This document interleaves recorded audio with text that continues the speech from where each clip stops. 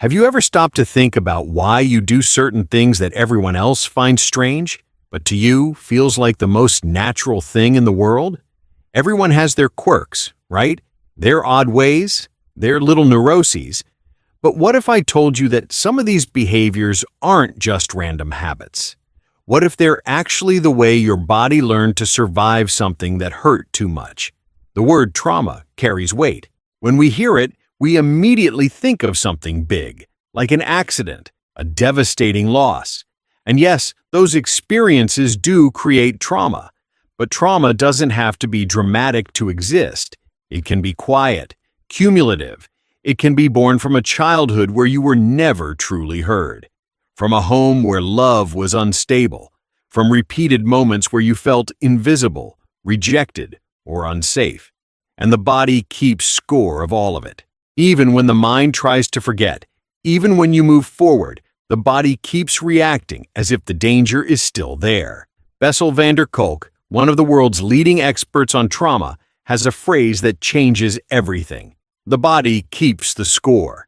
He spent decades studying how traumatic experiences lodge themselves not just in memory, but in the nervous system, in the muscles, in automatic reactions. And he discovered that trauma doesn't live in the past. It lives in the present, disguised as behaviors we think are just who we are. But they're not. They're survival strategies the brain created when you had no other choice. And now, even though the threat has passed, these strategies remain active. You're not being dramatic.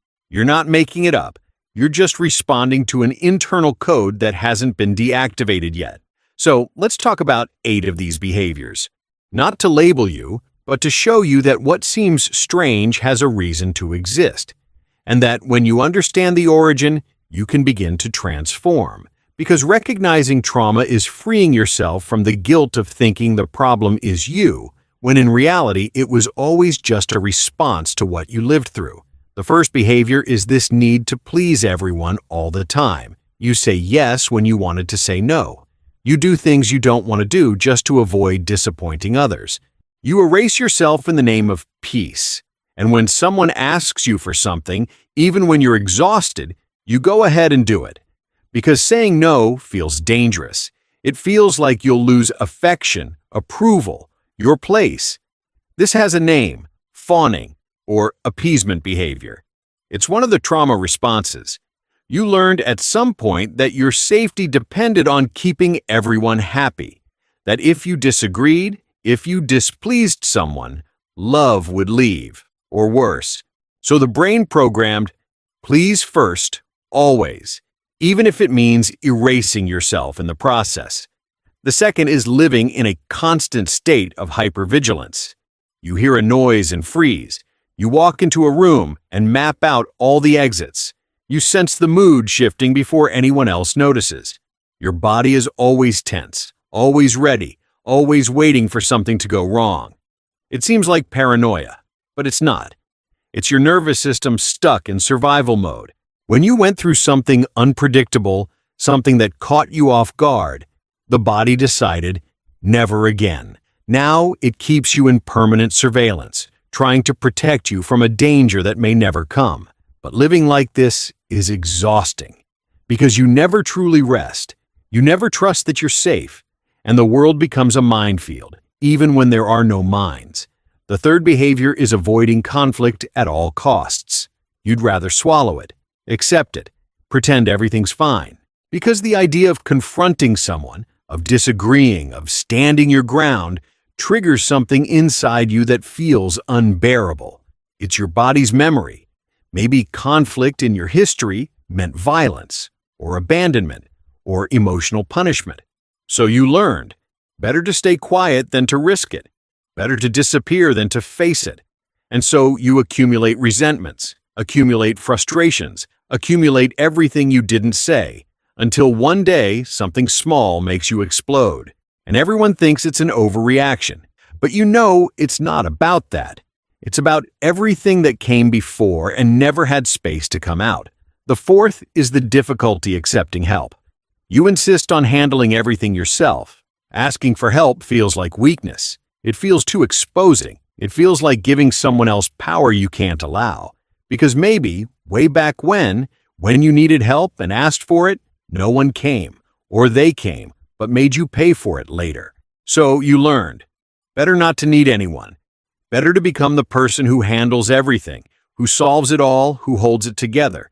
And now you carry the world on your shoulders, alone, because the body still remembers that depending on someone was too risky. The fifth behavior is disconnecting from your own body. You live in your head. You don't feel hunger until you're sick. You don't notice fatigue until you collapse from exhaustion. You don't register pain until your body is screaming. It's as if you learned to ignore internal signals, because at some point, listening to your body was dangerous. Maybe your needs were ignored. Maybe feeling pain only made things worse. So you shut down, you dissociated, and now you live as if you're just a mind floating, while the body does what it can to keep functioning, even though it's being ignored. The sixth is sabotaging good things. You're finally in a healthy relationship, but you start looking for flaws. You land an incredible opportunity, but you find a way to mess it up. When life is going well, you feel this strange anxiety, almost a certainty that something bad is going to happen. And sometimes you provoke the ending yourself before it comes on its own, because your internal system was calibrated to expect pain. Happiness feels fake, temporary, dangerous. So you sabotage, not because you want to suffer, but because unconsciously you'd rather control when the fall happens than be caught off guard again. The seventh behavior is having fragmented memories of your own childhood. You don't remember much. There are gaps, pieces that disappeared, and when someone talks about childhood memories, you stay quiet because you don't have much to say. This isn't normal forgetting. It's dissociation. It's the brain protecting you from memories that were too heavy to process at that moment. Peter Levine, creator of somatic experiencing, explains that trauma can fragment memory because the brain, in survival mode, can't integrate the experience coherently. So it files it away in pieces.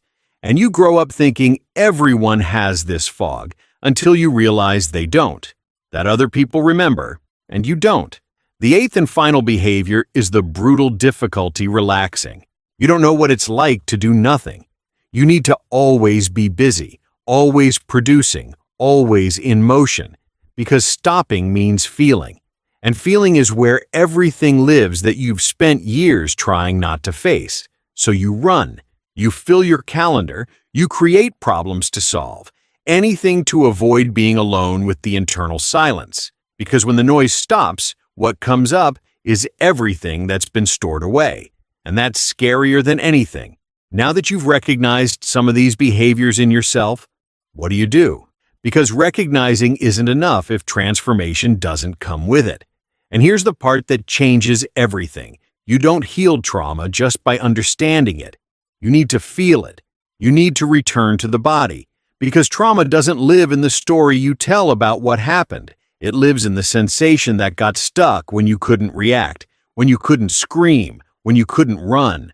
And until that sensation is released, the behavior will continue. So start small. Choose one of these behaviors and instead of trying to change it, just observe. When the urge to please everyone comes up, pause for 3 seconds and ask, what do I really want here? When your body locks into hypervigilance, take a deep breath and tell yourself, I'm safe now. It might seem silly, but it's reprogramming. It's teaching your nervous system that the present isn't the past, that you have a choice now, that you don't have to react on autopilot anymore, and if possible, seek help. Not just any therapy, but one that works with the body, with the nervous system, EMDR, somatic experiencing, sensorimotor psychotherapy. Because trauma isn't resolved just by talking. It needs to be processed where it lives, in the body. And when you finally release what's been stuck, something shifts. You stop living reactively. You start living by choice. And then, for the first time, these behaviors that seemed so automatic, so much a part of you, start to loosen. And you realize it wasn't you. It was just the trauma speaking. And now, finally, you can speak for yourself.